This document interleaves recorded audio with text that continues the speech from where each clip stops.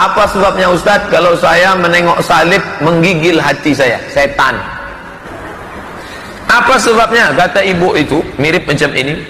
Saya terlalu terbayang salib, nampak salib, jin kafir sedang masuk. Karena di salib itu ada jin kafir. Dari mana masuknya jin kafir? Karena ada patung. Ustadz Somad ini teroris. Kalau polisi diam, artinya polisi takut. Nah, negara ini rusak ini. Ini teroris ini.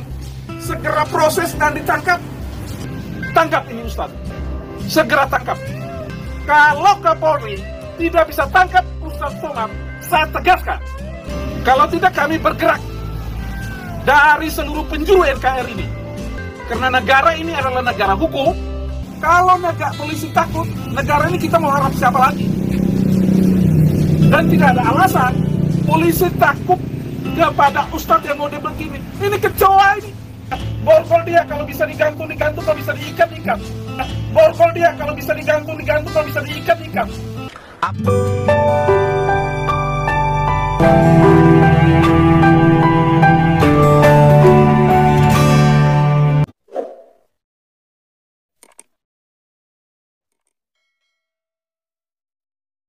Shalom teman-teman sekalian, berjumpa kembali dengan saya Arif Gule di channel TV Laskar Kristus ini. Saya percaya bahwa teman-teman semua dalam keadaan sehat walafiat dan diberkati oleh Tuhan. Amin. Teman-teman sekalian, dalam kesempatan kali ini kita akan kembali membahas tentang Ustadz Abdul Somad yang teman-teman sekalian kita lihat bahwasannya sudah beberapa bulan, bahkan udah bertahun ini ya, di mana beliau pada waktu itu memberikan sebuah statement yang menyakiti umat Kristen yang ada di Indonesia, di mana dia punya statement bahwa di salib itu ada setan, ada jinnya, ada jin kafir ya, kepalanya ke kiri atau ke kanan atau ke kiri, ke kanan atau ke kiri, dan itu diolok-olok teman-teman semua. Dan orang-orang Kristen tahu bahwa beliau sedang menghina, melecehkan Tuhan Yesus yang telah disalib di 2021 tahun yang lalu di Bukit Tengkorak atau Golgota teman-teman semua. Nah, hal ini ya memicu sebuah reaction, tanggapan-tanggapan dari orang-orang Kristen, terutama para pendeta dan juga saya di channel TV Laskar Kristus ini. Kita melihat di awal tadi, saya berikan cuplikannya teman-teman semua karena ini masih beredar di semua YouTube yang berbau agama ya, dan itu masih ada semua, itu belum dihapus. Nah, oke, oleh karenanya tentu saja ketika ada orang-orang yang muda-mudi, yang generasi penerus kekristenan, ketika mereka menonton channel itu dan video Ustadz Abdul Somad yang sedang menghina ini, otomatis mereka akan tersakiti. Dan karena kenapa? Sampai hari ini Abdul Somad belum diproses teman-teman semua ya. Bahkan katanya untuk meminta maaf saja kepada orang Kristen sama sekali dia tidak akan lakukan. Karena katanya dia tidak bersalah. Dan ada banyak sekali dari pihak-pihak yang mencoba membela kasusnya ini dan menyatakan Ustadz Abdul Somad tidak bersalah. Dan yang lebih lucunya teman-teman semua, mereka katakan bahwasanya sudahlah, tak usah diproses, tak usah dilaporkan lagi kasus Abdul Somad ini. Kalau mau aman katanya. Artinya mereka sedang melontarkan kata-kata untuk mengancam aparat, mengancam orang Kristen supaya jangan dilaporkan, jangan diproses lah Abdul Somad ya. Intinya seperti itu teman-teman semua. Apakah hukum di Indonesia bisa diancam seperti yang mereka sampaikan? Tentu tidak bisa teman-teman semua ya. Nggak bisa diancam gitu. Aparat kepolisian bisa diatur kayak gini, tak bisa.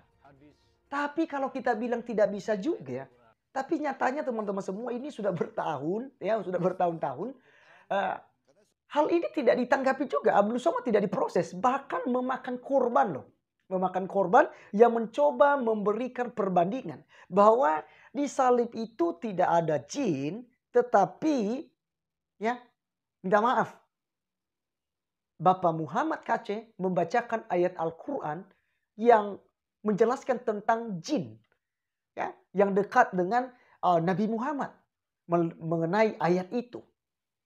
Nah teman-teman, apa yang terjadi kepada Muhammad KC? dinyatakan dia sedang menista agama Islam. Karena dia membacakan Al-Quran dan juga memberikan sebuah statement bahwa Muhammad dekat dengan jin. Padahal ayatnya ada.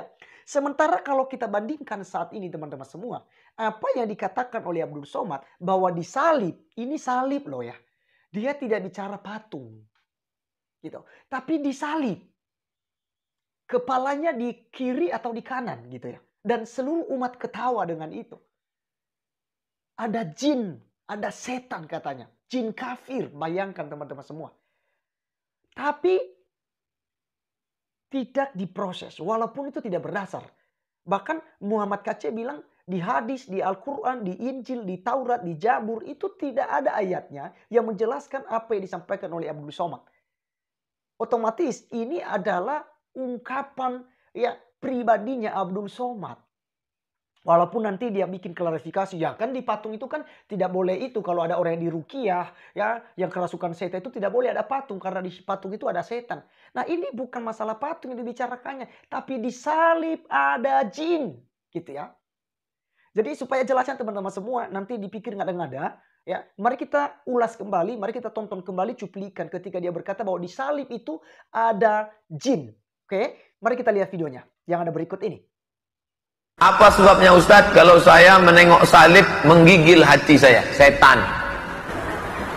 Apa sebabnya? Kata ibu itu mirip macam ini. Saya terlalu terbayang salib, nampak salib, jin kafir sedang masuk. Karena di salib itu ada jin kafir. Dari mana masuknya jin kafir? Karena ada patung.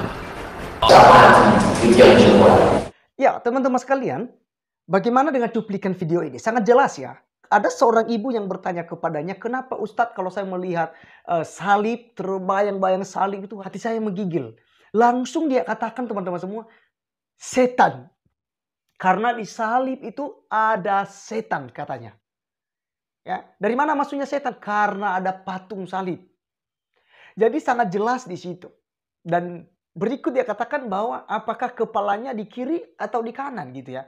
Ya waktu Yesus disalib itu ya memang kepalanya dikasih ke kiri teman-teman semua. Ya, begini.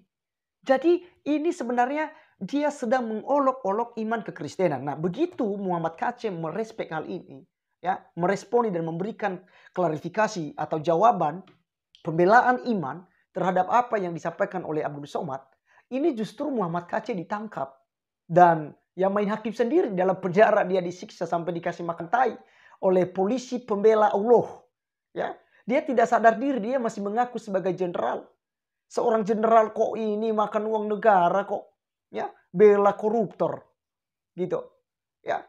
Jadi seharusnya dia sadar diri, tapi apa yang terjadi? Dia menghakimi teman-teman semua. Inilah bedanya ajaran mereka dengan ajaran Kristen.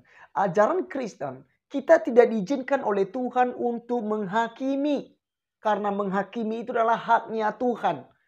Kita tidak boleh mengambil haknya Tuhan. Biar Tuhan yang menghakimi itu. Nah teman-teman semua. Di akhir video ini. Kita akan melihat apa yang sedang dibahas akhir-akhir ini. Ya. Tadi siang ya. Saya dapatkan sebuah cuplikan-cuplikan gambar. Mengenai ya orang-orang yang cinta damai. Cinta yang namanya itu kebersamaan antara Islam dan Kristen. Karena saya melihat di foto itu ada juga yang berjilbab. Ada juga orang-orang Islam yang sedang menyuarakan. Nah ini yang sangat menarik teman-teman semua. Tangkap dan adili Abdul Somad. Bebaskan Muhammad KC. Ya, jadi ini lagi viral teman-teman semua. Ini di depan Bareskrim. Mereka membuat sebuah spanduk. Ya, pernyataan sikap. Tangkap Abdul Somad. Dan adili Abdul Somad, bebaskan Muhammad KC. Teman-teman semua saya A+ dengan itu. Saya tepuk tangan dengan itu. Kenapa?